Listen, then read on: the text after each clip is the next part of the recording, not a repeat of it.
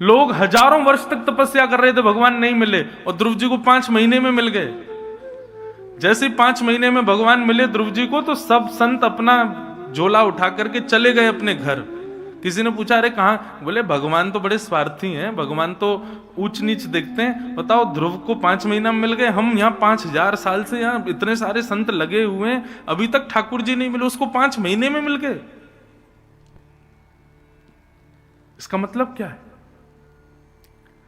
ठाकुर जी आपका वर्ष विधि नहीं। कई लोग, मैं घरों में जाता हूं, मुझसे कहते हैं महाराज जी हम पता है 4 घंटे पूजा करते हैं, हम 4 बजे उठ जाते हैं, नहा धो करके 5 बजे बैठ जाते हैं और 8 बजे तक मैं हिलता नहीं हूं, ठाकुर जी की पूरी पूजा कर 4 घंटे करता हूं। लेकिन 4 घंटे में आप कितनी बार तो झपकी लग जाती है, कितनी बार तो फोन उठा लेते हैं, रामू चाय बना देना, आप मेरी पूजा हो रही है पूरी।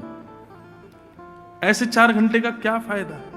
लेकिन आप 4 मिनट भी ठाकुर जी के सामने बैठे और बिल्कुल निष्फिक्र होकर के, देहाभिमान शून्य होकर के, पूर्ण रूपेण ठाकुर जी के होकर के बैठते हैं, तो 4 घंटा व्यर्थ है, 4 मिनट श्रेष्ठ है। उद्देश्य उसकी पवित्रता।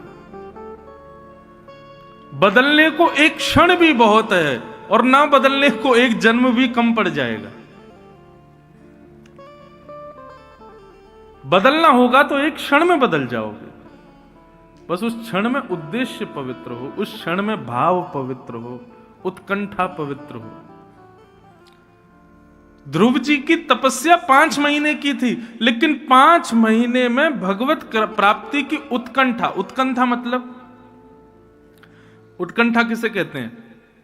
उत्कंठा मतलब जैसे आप संसारी वस्तु को प्राप्त करने के लिए लगन लगाते हो, लगे रहते हो, मुझे आईफोन चाहिए चाहिए, कितने का मिलेगा? बोले इतने का मिलेगा, इसके लिए चाहे मुझे जो कुछ करना पड़े।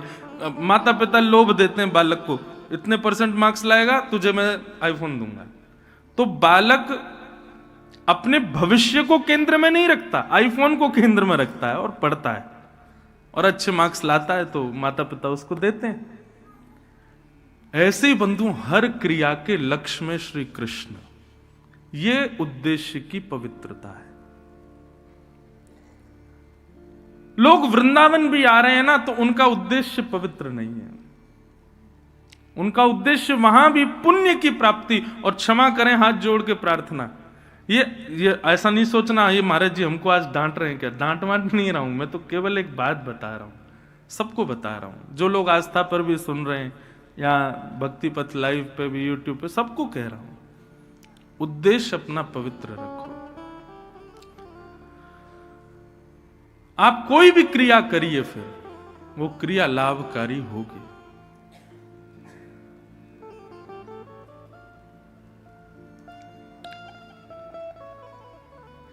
पांच 5000 वर्ष की तपस्या से ठाकुर जी नहीं मिले, 5 महीने की तपस्या में ठाकुर जी प्रकट हो गए। क्यों? क्योंकि ध्रुव की तपस्या में उत्कंठा बहुत थी, तड़प बहुत थी ठाकुर जी से मिलने की। स्वामी विवेकानंद ने पूज्य श्री रामकृष्ण परमहंस जी से जाकर के कहा मुझे भगवान से मिलाओ। रामकृष्ण परमहंस बोले 100 माला करके आओ, भगवान मिलेंगे। स्वामी विवेकानंद जल्दी जल्दी 100 माला करके आ गए। बोले गुरुजी 100 माला हो गई, भगवान नहीं मिले मुझे। बोले 1000 माला करो फिर मिलेंगे। 1000 माला जल्दी जल्दी कर दी, बोले भगवान नहीं मिले। बोले सुनो 5000 माला करो। 2-3 दिन तक लगे रहे महाराज, स्वामी विवेकानंद भगवान मिलेंगे भगवान। 5000 माला हो गई, नहीं मिले। गुरुजी आप बता नहीं रहे भगवान कैसे मिलेंगे। रामकृष्ण परमहंस लेकर के गए गंगा के तट पर और कहा वस्त्र उतारो, डुबकी लगाओ। बोले क्यों? बोले भगवान से मिलवाता हूं तुमको। जैसे डुबकी लगाई तो विवेकानंद जी का सर डुबो दिया रामकृष्ण परमहंस ने। जैसे ही सर डुबोया तो छटपटाने लगे, व्याकुल हो गए। थोड़ी देर में जब हाथ हटाया तो बाहर आए, श्वास लेने लगे, पानी वानी पी गए थे, खांसने लगे। बोले गुरुजी आपने क्या किया? मेरा सर क्यों डुबा दिया आपने? आपको पता है मुझे श्वास नहीं आ रही थी, मैं मरने वाला था, थोड़ी देर आप हाथ नहीं हटाते मेरे प्राण निकल जाते। रामकृष्ण परमहंस बोले तुम क्यों छटपटा रहे थे भीतर, किस चीज की कमी लग रही थी? बोले श्वास की कमी लग रही थी। बोले ऐसी छटपटाहट जब कृष्ण की प्राप्ति के लिए होगी तब ठाकुर जी मिलेंगे।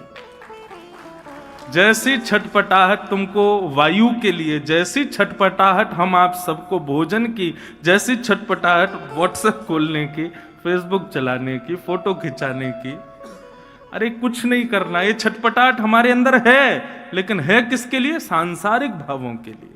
वही छटपटाहट, वही व्याकुलता, वही स्थिति यदि ठाकुर जी के लिए हो जाए तो उद्देश्य पवित्र है। यहां पर बैठे आप सब में अधिकतर, ठीक है सबका होगा भाव, लेकिन किसी का यह भाव नहीं होगा कि 6 दिन के इस भागवत के प्रसंग में मुझे ठाकुर जी के प्रत्यक्ष दर्शन हो जाएं। ऐसे भाव से कोई बैठा है? नहीं बैठे तो अब बैठो। वृंदावन है भैया, यहां आप कथा सुनने आ गए हो, ये बहुत बड़ी श्री जी की कृपा है आपके ऊपर।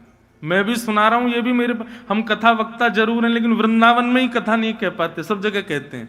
तो वृंदावन में कहने का अवसर मिल रहा है, तो मुझ पर भी कृपा है श्री जी की, आप पर भी कृपा है कि आप बैठे हो। बस अपना उद्देश्य पवित्र कर लो कि हम कथा सुने, और जब जाएं यहां से, कभी निधिवन जाएं, सेवा कुंज जाएं, बिहारी जी जाएं, राधा वल्लभ, राधा रमन जाएं, जहां भी जाएं, कभी ऐसी कृपा हो, छटपटाहट ऐसी रहे कि अब जो आगे गली आएगी उसमें मुड़ते ही हमको कहीं श्याम सुंदर दिख जाए।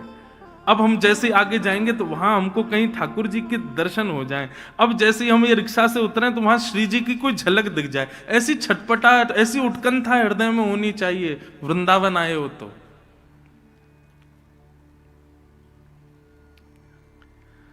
उद्देश्य पवित्र रखो बंधुओं। श्रीमद् भागवत, मैं आपके सामने खुली बात कहूं, मैं कथाओं में भी कहता हूं, आप यदि धर्म, अर्थ, काम, मोक्ष या सांसारिक किसी कामना से कथा सुन रहे हैं, करा रहे हैं, आपकी वो कामना कभी पूरी नहीं होगी। श्रीमद् भागवत से केवल एक कामना रखो, और वो क्या है? इस त्रिभंग ललित श्याम सुंदर हमें प्राप्त हो जाए, बस, और कुछ नहीं चाहिए। निश्चित मानिएगा, हमारी बात पर विश्वास कर लीजिएगा, अन्य भाव आपके पूर्ण नहीं होंगे, लेकिन ठाकुर जी की प्राप्ति के लिए आपने एक कथा भी यदि श्रवण की तत्परता से, तो 7 दिन के अंदर ठाकुर जी की एक झांकी कहीं ना कहीं दिख जरूर जाएगी। और बता दें कैसे दिखेगी। सबसे पहले ठाकुर जी जब मन बनाते हैं किसी से मिलने का, तो स्वप्न में आते हैं। सबसे पहले स्वप्न में दर्शन होता है ठाकुर जी का। स्वप्न में ठाकुर जी दिख जाएं, किसी से शेयर नहीं करना, किसी को बताना नहीं, कुछ नहीं, बस अपने हृदय में ही रखो, प्रसन्न हो जाना। हाँ, ठाकुर जी स्वप्न में आ गए, इसका मतलब ठाकुर जी हमको चुन चुके हैं मिलने के लिए। अब हमको और प्रयास करना है कि बस ये स्वप्न के ठाकुर जी प्रत्यक्ष आ जाएं। स्वप्न दर्शन के बाद अनुभव होगा, अनुभूति होगी, ऐसा लगेगा कि यहां ठाकुर जी हैं, यहां ठाकुर जी हैं। कोई पत्थर देखोगे उसकी आकृति में ठाकुर जी, बादल देखोगे तो उसकी आकृति में ठाकुर जी।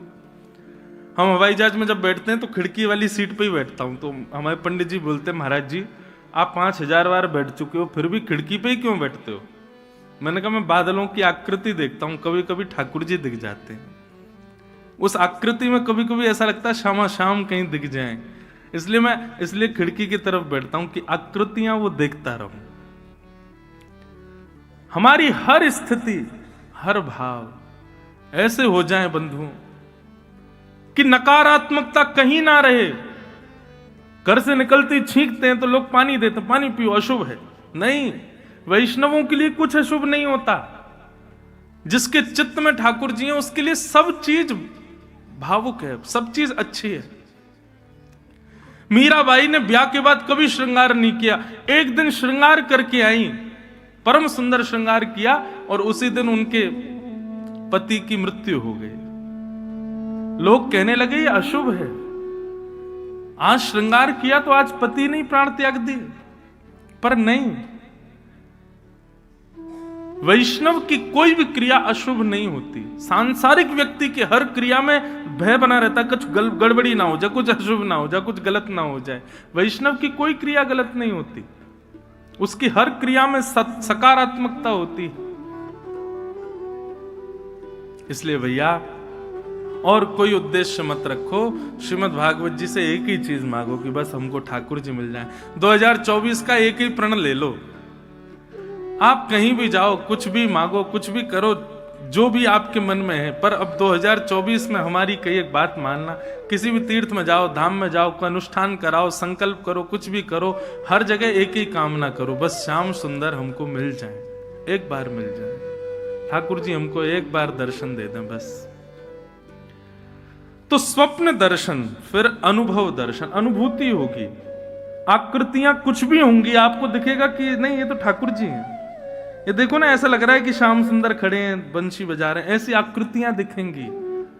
और तीसरा होगा प्रत्यक्ष दर्शन, ठाकुर जी आके सामने खड़े ही हो जाएंगे, फिर आंखें मीड़ना, नोचना, देखना कि हाँ नहीं मैं उठा ही हुआ हूं, ठाकुर जी खड़े सामने। स्वप्न दर्शन प्रथम सिद्धि है भगवत प्राप्ति की। तो बस उद्देश्य शुद्ध रखो। श्याम सुंदर सदा हमको प्यारे रहें, हम उन्हीं के रहें, वो हमारे रहें। श्याम सुंदर सदा हमको प्यारे रहें, हम उन्हीं के रहें, वो हमारे रहें। श्याम सुंदर सदा हमको प्यारे रहें, हम उन्हीं के रहें, वो हमारे रहें। श्याम सुंदर सदा हमको प्यारे रहें, हम उन्हीं के रहें, वो हमारे रहें। हम उन्हीं के रहें, वो हमारे रहें। हम उन्हीं के रहें, वो हमारे रहें।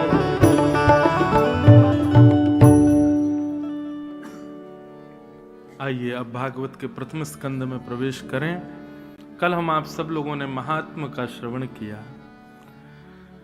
प्रथम स्कंद और प्रथम श्लोक श्रीमद् भागवत का सब लोग ध्यान में, केंद्र में ठाकुर जी को विराजमान करके श्रवण करो। जन्माद्यस्य यतोऽन्वयादितरतः चार्थे स्वविज्ञस्वराट्, तेने ब्रह्म हृदय आदिकवये मुह्यन्ति यत्सूरयः। तेजो वारिमृदां यथा विनिमयो यत्र त्रिसर्गो मृषा, धाम्ना स्वेन सदा निरस्तकुहकं सत्यं परम धीमहि। श्रीमद् भागवत के प्रथम श्लोक में किसको वंदन किया गया? सत्यम परम धीमहि, जो भी परम सत्य है मैं उसको वंदन करता हूं। यहां पर स्पष्ट नाम क्यों नहीं लिया गया? सीधे भगवान का नाम ले लेते तो एक जो ये विडंबना लोगों के मन में बनी हुई है, शंकर जी बड़े हैं कि भगवान कृष्ण बड़े हैं कि जे बड़े हैं कि वो बड़े हैं, ये जो ऊंच नीच बनी रहती है सबके मन में, ये क्लियरिफाई हो जाती कि हाँ चलो भागवत के प्रथम श्लोक में इनको वंदन है तो ये सबसे बड़े। एक बात कहें बंधुओं, ये बड़ा छोटा ये हम संसारी लोगों की दृष्टि में होता है, देवताओं में, ठाकुर जी में शायद ये भाव कभी नहीं होता होगा। ये हम मानवों के अंदर ही होता है कि ये ऊंचे हैं, ये छोटे हैं, ये बड़े हैं, ये नीचे हैं, ये काले हैं, ये गोरे हैं, ये धनवान हैं, ये निर्धन हैं। ठाकुर जी की दृष्टि में तो समत्व भाव होता है, सम। ये दृष्टि हमारी होती है कि हम ऊंच नीच देखते हैं। ठाकुर जी को इससे कोई अभिप्राय नहीं।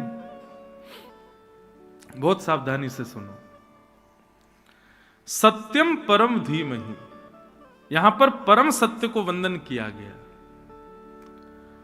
सत्यम धीमहि कह देते, मैं सत्य को प्रणाम करता हूं, ऐसा भी नहीं। परम क्यों कहा? परम सत्य कौन है?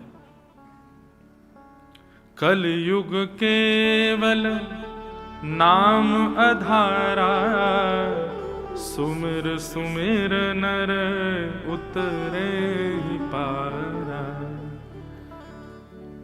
एक बात बहुत ध्यान से समझ लीजिए बंधुओं कि कलयुग में तीर्थ यात्राएं करना, बहुत मंदिरों में जाके दर्शन करना, ये इतना जरूरी नहीं है।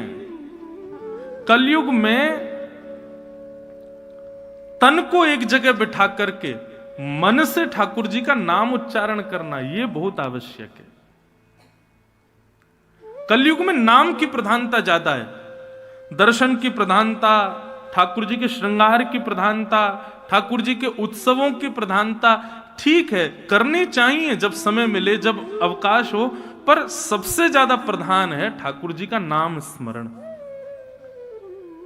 लेकिन आपको एक बात बताएं, व्यक्ति तीर्थ यात्रा कर लेता है, व्यक्ति उत्सव कर लेता है, ठाकुर जी की सेवा श्रृंगार कर लेता है, लेकिन उससे कहो एकांत में बैठ के नाम जपो, वो नहीं कर पाता। क्यों? मन एकाग्र ही नहीं है।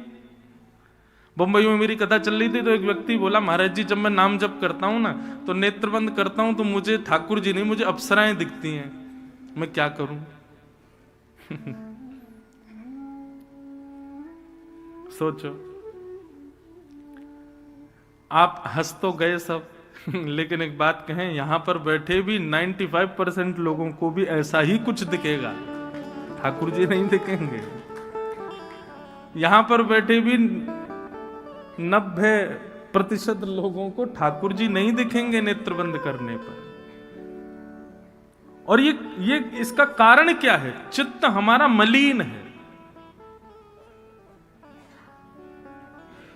अधिकतर लोगों को सुना जाता है, वो सुबह उठ के अपना जब स्वप्न बताते हैं तो जरूर कोई अपशगुन ही देखा होता है, उन्होंने कुछ विचित्र ही देखा होता है। कभी कोई भगवत दर्शन करके प्रसन्न हुआ हो कि मैंने स्वप्न में ठाकुर जी देखे, बहुत अच्छी बात है, बताना ही नहीं वो तो। पर हमारे चित्त में मलिनता है, इसलिए नेत्रबंद करने पर भगवत दर्शन नहीं होता। लेकिन एक बात कहें बंधु, घबराओ मत, होने दो। नेत्र बंद करते हो, नाम जप करते हो, कुछ दूषित दिखता है या जिसका चिंतन करते हो वही दिख रहा है, या फिर धन दिख रहा है, भोजन दिख रहा है, या कुछ भी दिख रहा है, दिखने दो।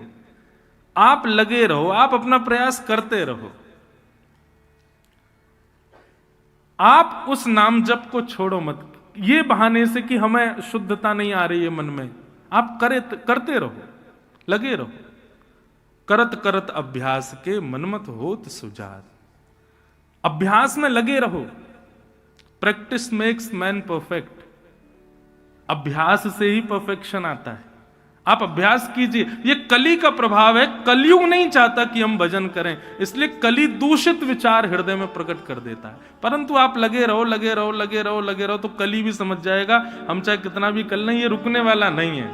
तो एक समय कली आपके आगे हाथ जोड़ देगा और उसके बाद अपने आप पवित्र विचार आने प्रारंभ हो जाएंगे। और ये होगा ही, सबके साथ होगा। 10 बार, 15 बार, 20 बार ध्यान में अपवित्रता आएगी। उसको पवित्र करने के साधन क्या है? सत्संग। सत्संग का मतलब किसे कहते हैं? सत्संग कोई प्रवचन करे और आप बैठ के सुनो, ये सत्संग है? नहीं। सत्संग के बहुत सारे रूप हैं। सद व्यक्ति का संग सत्संग,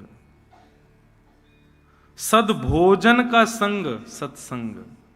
आप क्या खाते हैं, क्या पहनते हैं, क्या पीते हैं, किसके संग रहते हैं, कैसी जगह जाते हैं, ये सब सत्संग कहलाता है। मुझसे किसी ने कहा, महाराज जी आप धोती ही क्यों पहनते हैं, बगलबंदी ही क्यों पहनते हैं, तिलक क्यों लगाते हैं? यह रूप धारण करना भी सत्संग है।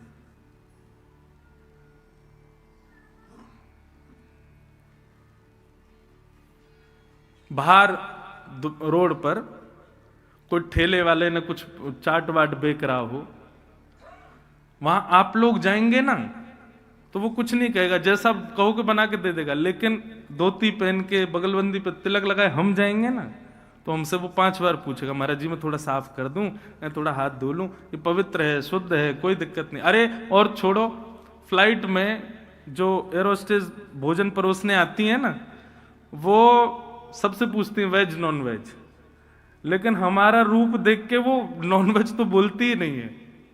वो पूछेगी महाराज आप तो वेज ही लेंगे ना, वेज में भी जैन लेंगे। मैंने नहीं, हमें चाहिए ही नहीं कुछ भी। उसको कैसे पता कि मैं अपवित्र नहीं खा सकता? मेरे स्वरूप ने बताया। तो ये स्वरूप भी सत्संग है। आप कैसे स्थानों पर जाते हैं, कैसे लोगों के संग बैठते हैं, उनसे क्या वार्ताएं करते हैं, यह भी सत्संग कहलाता है। केवल किसी का प्रवचन सुनना मात्र सत्संग नहीं है। यह सत्संग की प्रारंभिक सीढ़ी हो सकती है, परंतु आपकी पूरे दिन की दिनचर्या भी सत्संग को दर्शाती है। वस्त्र भी सत्संग है, वेश भी सत्संग है। मीराबाई कहती है ना, हम लोग श्रृंगार करते हैं, किस लिए करते हैं? हम सजते हैं, साड़ी पहनते हैं, कुर्ता पहनते हैं, कुछ भी पहनते हैं, गले में हार पहनते हैं, कानों में कुंडल लगाते हैं, किस लिए? परफ्यूम लगाते हैं ताकि 4 लोग हमसे पूछें भाई साड़ी कहाँ से ली, कुर्ता कहाँ से लिया, कुंडल बड़े बढ़िया, आपके गले का हार बहुत सुंदर, परफ्यूम कौन सा लगाया। हम दूसरे को रिझाने के लिए ही पूरी क्रिया करते हैं। तो मीराबाई कहती हैं, जिन भेषा मारो सावरो रीझे, जिन भेषा मेरो गिरधर रीझे, मैं सो ही भेष धरूंगी, हो बाला सो ही भेष धरूंगी, हो मैं बैरागन। वृंदावन में आप लोग घूम रहे हो 2 दिन से, देखो यहां के लोग कैसे रहते हैं। तिलक लगा के घूमेंगे, धोती पहनेंगे, इतनी सर्दी है फिर भी धोती में रहेंगे। कई लोगों के नियम है वो पादुका नहीं पहनते, नंगे पांव घूमेंगे। क्यों? क्योंकि उनकी वेशभूषा में भी आपको रिझाना श्रेष्ठ नहीं है। वो इसीलिए ऐसे बन के घूम रहे हैं कि बिहारी जी हमसे प्रसन्न रहे। ये श्रृंगार बिहारी जी का है, ये श्रृंगार राधारमण लाल के लिए, ये श्रृंगार श्री राधा वल्लभ जी को खुश करने के लिए। संसार के लोगों को भले ही तुम्हारे तिलक से पीड़ा हो, तिलक लगाए कलकत्ता में घूमो, तिलक लगाए दिल्ली में घूमो, 4 लोग टोक देंगे, लेकिन वृंदावन में कोई नहीं टोकेगा। क्यों? वृंदावन में किया गया श्रृंगार भी ठाकुर जी की प्रसन्नता के लिए। तो वह श्रृंगार भी आपका सत्संग बन जाता है। तो मन की शुद्धता यदि चाहिए तो उसके लिए श्रृंगार हो, आहार हो, विचार हो, पहनावा हो, उठना बैठ, सबकी शुद्धता करना बहुत जरूरी है। आप कहीं भी दुकान से पैकेट खरीद के फाड़ के खा लोगे, संत क्यों नहीं खा रहा है? कोई वैष्णव क्यों नहीं खा रहा है? क्योंकि उसको पता है कि इस आहार के सेवन से मेरा मन मलिन होगा। संत महापुरुष तो अपना जल भी संग लेके चलते हैं, वो बाहर का जल भी नहीं पीते। क्यों? जल पीने से जैसा खाओ अन्न वैसा होवे मन, जैसा होवे मन वैसे होवे विचार, जैसे होवे विचार वैसी होवे क्रिया, जैसी होवे क्रिया वैसी होवे गति। तो सत्संग का मतलब केवल किसी सद व्यक्ति को श्रवण करना ये सत्संग नहीं है, अपने आचार विचार को भी शुद्ध करना ये सत्संग है। ये सब सत्संग है। और ये जब क्रिया में आएगा, आपके आचार विचार, पहनाव उड़ाव, खान पान, ये सब शुद्ध होते चले जाएंगे। फिर लगाना आप नेत्र बंद करना, कोई अप्सरा नहीं दिखेगी। फिर तो त्रिभंग ललित श्याम सुंदरी दिखाई देंगे, फिर तो हमारी किशोरी जी दिखाई देंगे, फिर तो ललिता विशाखा ये सखियां दिखाई देंगी। भगवत रसिक जी का एक पद है, आहा बहुत सुंदर भाव है। हमारो वृंदावन उर और, हमारो वृंदावन उर और। क्या अर्थ क्या है इसका? श्री भगवत रसिक जी कह रहे हैं कि हमारे लिए प्रकट वृंदावन नहीं है, हमारा वृंदावन तो हमारे चित्त में है, हमारे हृदय में है। बंधुओं, अप्रकट वृंदावन में ये ईंट पत्थर नहीं है, अप्रकट वृंदावन में ये सब हॉल नहीं है, ये बने हुए बड़ी बड़ी बिल्डिंगें नहीं है अप्रकट वृंदावन। वास्तविक वृंदावन में तो चिन्मय है वो। वहां पर वृक्ष भी राधा कृष्ण, वहां के वृक्ष वल्लरियां, वहां के कोई इमारत भी दिखे ना अप्रकट वृंदावन, तो वो भी श्याम सुंदर है। और वो वृंदावन कहां बसता है? वो हमारे चित्त में बसता है, हमारे मन में रहता है। हमारो वृंदावन और हमारो वृंदावन, माया काल तहाँ नहीं व्यापे, माया काल तहाँ नहीं व्यापे, जहाँ रसिक सिर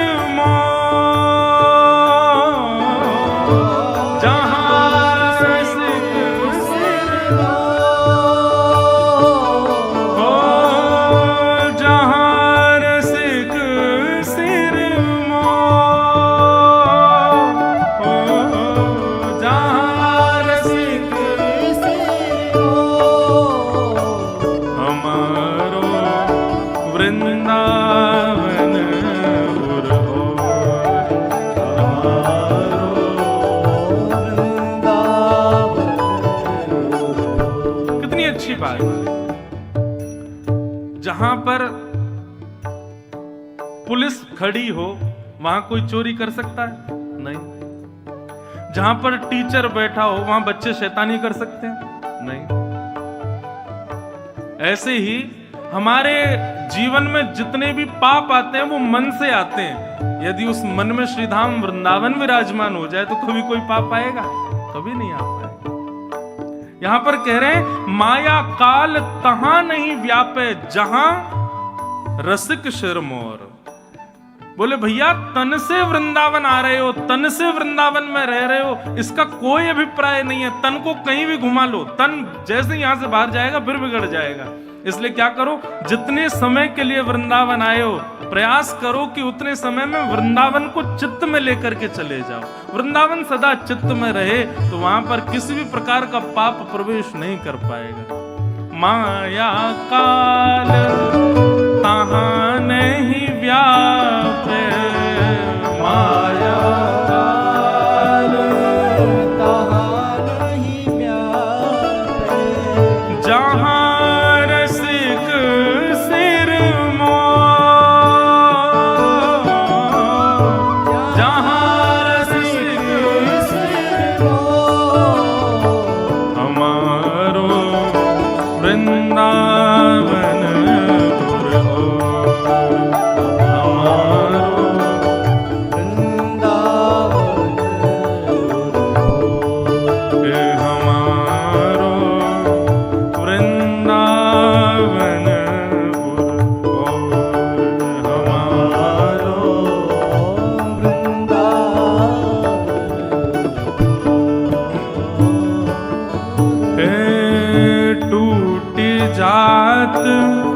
सत असत वासना, टूट जात